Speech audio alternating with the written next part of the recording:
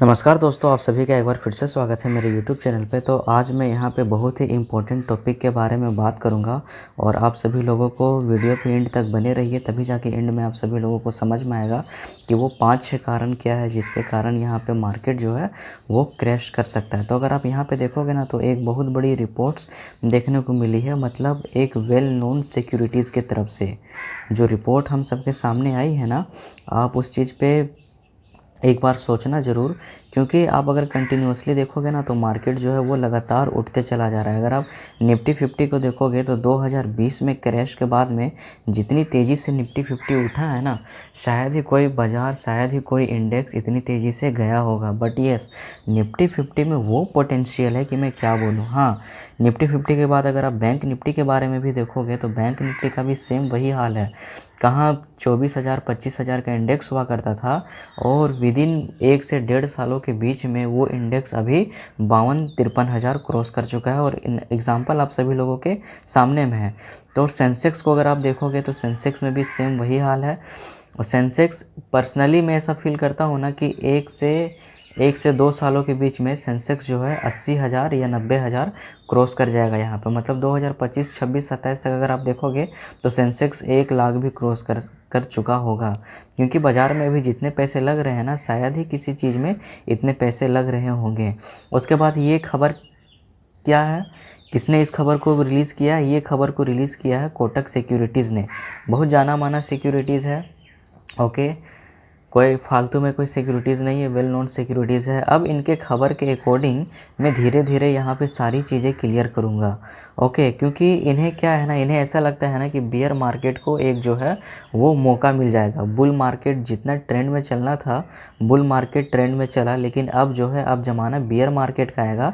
और beer market में आप सभी लोगों को मालूम ही है कि मार्केट में, बियर मार्केट में क्या होता है। सो शेयर्स साल दर साल, 2 साल, 3 साल, 4 साल, 5 साल तक चलते नहीं हैं, एक ही रेंज में कंसोलिडेट होकर रह जाते हैं। उसके बाद जब ब्रेकआउट होता है तब उन शेयर्स में अच्छा खासा यहाँ पे मूवमेंट देखने को मिलता है। तो आज मैं यहाँ पे 6 टॉपिक पे कवर करूँगा और वीडियो को एंड तक ज़रूर देखना, ताकि 6 टॉपिक जो है वो आपको अच्छे से यहाँ पे क्लियर हो सके। यहाँ पे जो सबसे पहला मुद्दा है ना, सबसे पहला मुद्दा है यहाँ पे टैक्स का।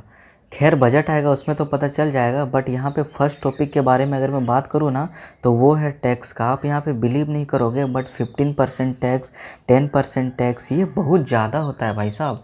आप 5% लो, 5 से 10% तक लो, ये समझ में आता है, लेकिन इतना इतना टैक्सेशन। आदमी यार दिन रात मेहनत करता है उस कंपनी के लिए कि मैं किस में पैसे इन्वेस्ट करूँ और किस में मेरा पैसा जो है वहाँ पर बनेगा। लेकिन यहाँ पर सरकार 1 मिनट भी नहीं सोचती है उस पर टैक्स मारने के लिए। और उसी का नतीजा है कि सबसे बड़ा रीज़न यहाँ पे क्या है कि शॉर्ट टर्म में आपको 15% कैपिटल गेन, STCG टैक्स और 1 साल से अधिक होल्डिंग पर 1 लाख से ऊपर 10% long term capital gain tax लगता है। मेरा तो यही कहना है कि टैक्स लगना ही नहीं चाहिए, ओके। अगर अगर अगर आप टैक्सेशन में यहाँ पे कुछ रिलैक्सेशन मिलना चाहिए। शेयर मार्केट में क्या होना चाहिए, on the above of 50 lakhs, अगर 50 लाख से एबव है तब टैक्सेशन लगना चाहिए। क्योंकि आप देखो जिस हिसाब से दुनिया बढ़ चुका है ना, जिस हिसाब से ज़माने आगे चल रहे हैं ना, उस हिसाब से 1 लाख रुपए में टैक्स मार देना ये बहुत ही गलत काम है। मैं रियलिटी में बता रहा हूँ, ये 1 लाख का नहीं, ये 20-25 लाख के अबव का टैक्स होना चाहिए। बट ये 1 लाख का टैक्स, ये मुझे समझ में नहीं आया। और ये एक सबसे बड़ा रीज़न है, आने वाले टाइम में ना ये मिडिल क्लास को ही परेशान करेगा, अपर क्लास को कोई लेना देना नहीं है। ये मिडिल क्लास ही झेलेगा, लोअर मिडिल क्लास को तो कोई फ़र्क भी नहीं पड़ता कि शेयर मार्केट क्या है, उससे पैसे कैसे कमाते हैं। दुनिया की सच्चाई ही यही है। बाद यहाँ पे जो हम सभी लोगों का जो दूसरा सबसे बड़ा इम्पोर्टेंट टॉपिक है ना, दूसरा सबसे बड़ा इम्पोर्टेंट टॉपिक है, यहाँ पे आप जागरण का रिपोर्ट देख सकते हो। यहाँ पे 25 जून से इलेक्शन शुरू होने जा रहा है, ओके। जो केंद्र स्थापित, आप समझ रहे हो ना, जम्मू एंड कश्मीर हो गया, जम्मू कश्मीर में विधानसभा चुनाव कराने की तैयारी कर दी है। कोई भी पात्र व्यक्ति मतदान से वंचित न रह जाए, इसलिए मतदाता सूची पुनरीक्षण सहित सुगम सुरक्षित स्थानों पर मतदाता केंद्र स्थापित करने की प्रक्रिया 25 जून से शुरू होने जा रही है। तो आप समझ सकते हो यहाँ पे जो है जम्मू एंड कश्मीर में, उसके बाद इन राज्यों में चुनाव होने हैं। आप सभी लोगों को मालूम होगा 20 अगस्त 2024 को इन राज्यों के लिए मतदाता सूची के अंतिम प्रकाशन की तिथि निर्धारित की है। निर्वाचन आयोग की ओर से बताया गया है कि हरियाणा, महाराष्ट्र और झारखंड में वर्तमान विधानसभाओं का कार्यकाल क्रमशः 3 नवंबर 2024, 26 नवंबर 2024 और 5 जनवरी 2025 को समाप्त होने जा रहा है। कार्यकाल पूरा होने से पहले इन राज्यों में विधानसभा चुनाव कराए जाने हैं।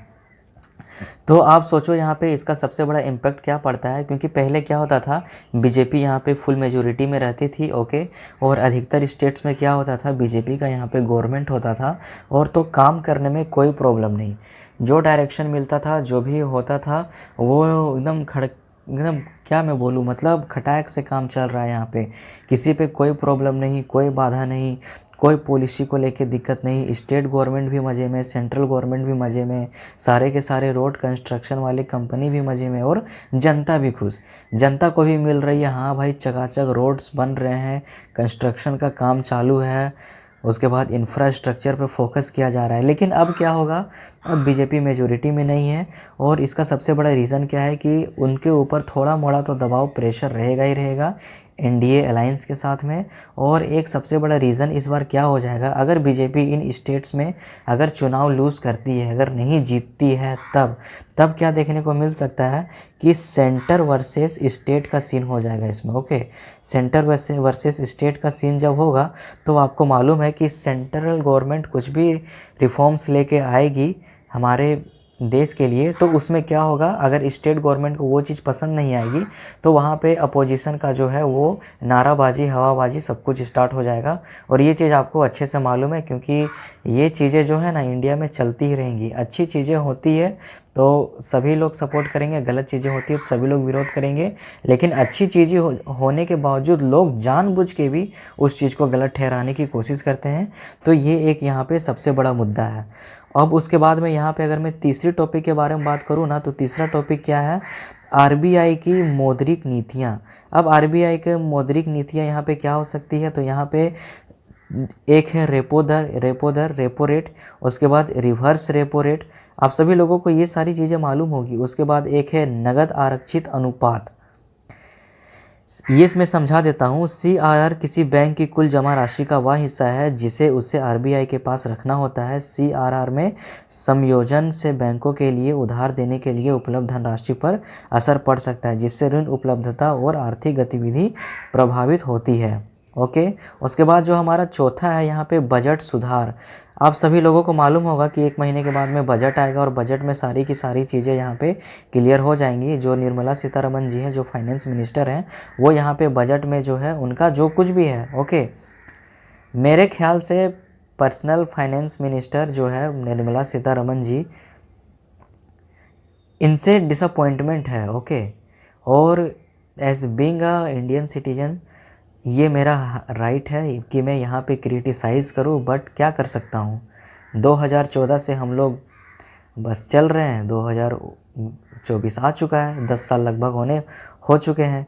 तो यहाँ पे एक हो गया बजट सुधार, उसके बाद इसमें तीसरा हो गया हमारा सरकारी नीतियाँ और राजनीतिक स्थितियाँ।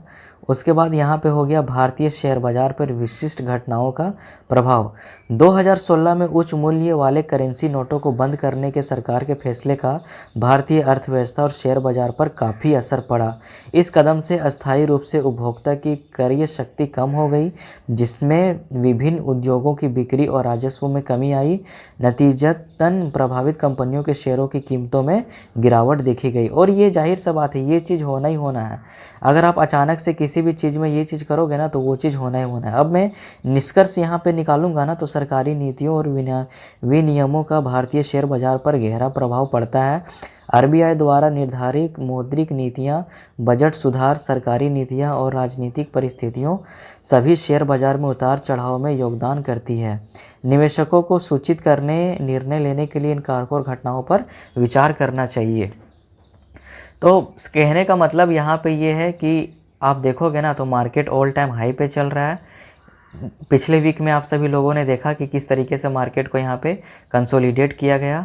और अगर आप समझो, अगर इलेक्शन में, ये इलेक्शन में तो आप सभी लोगों को मालूम है, एक फेक एक फेक एग्ज़िट पोल आने के कारण बाज़ार कितना ऊपर गया, और जब रियलिटी सामने आया तो बाज़ार कितना नीचे भी चला गया। तो आपको अंदाज़ा होना चाहिए कि जब मार्केट क्रैश होगा तो वो कहाँ से कहाँ जा सकता है। आई होप आप सभी लोगों को ये सारा का सारा टॉपिक अच्छे से क्लियर हो गया होगा।